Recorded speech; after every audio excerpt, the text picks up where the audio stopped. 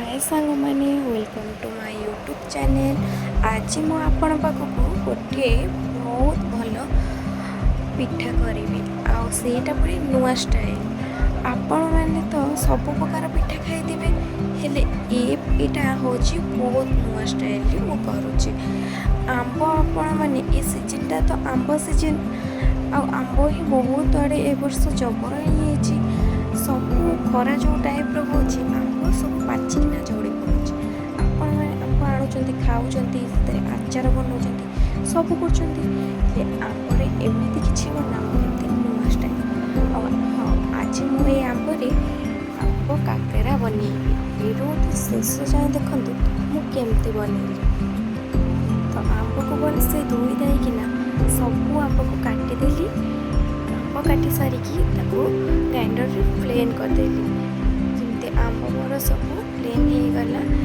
तापर मुझे रेडी करली से सुजी आउ चीनी आंब ये तीनटा जिनस ही मुझे करी आंब काकेरा।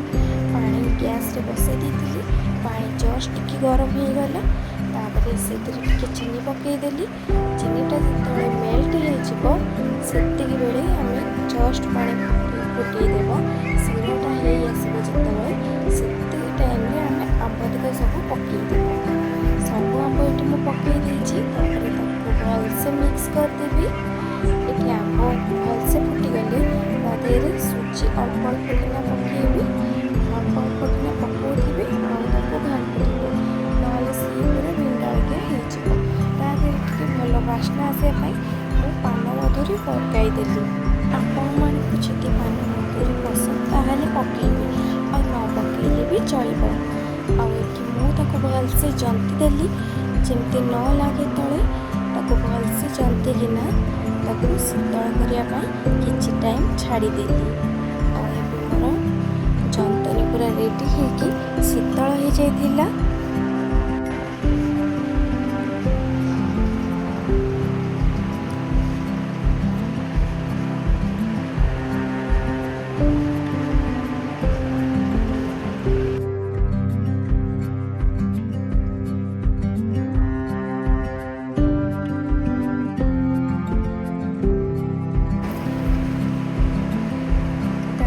गोटे काच गिनारे काढ़ीदेली सब काढ़ीकिना गोटे प्लेट नहीं आसली के पानी हाथ होना पूरा भलसे चकड़ेबी मैक्सिकम 10 मिनट घंटे चकड़ेबी।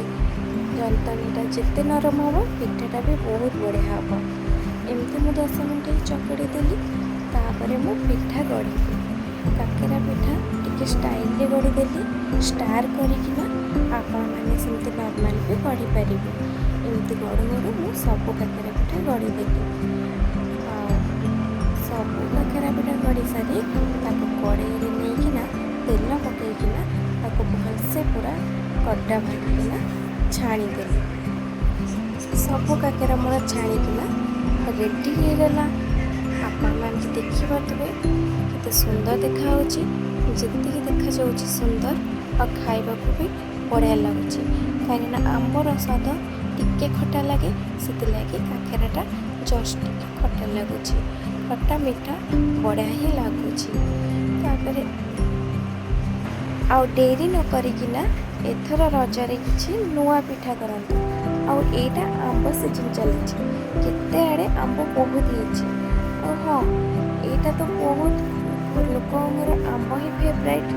आउ ये आंबरे पिठा करी खातु काकेरा पिठा आउ ये आंब पिठाटा एते ही बढ़िया लगुच मैंने घरे बनैली सब बेला खाइबा को इच्छा हम। आउ हाँ ए पिठाटी को देखिकिना आपण मैंने जातु निश्चय बनातु बहुत ही टेस्टी। मु तो बनैली मत बहुत ही बढ़िया लगिला। और देखु भीतर भी केते बढ़िया सुंदर देखा टे जस्ट येलो आसी बढ़िया लगुच।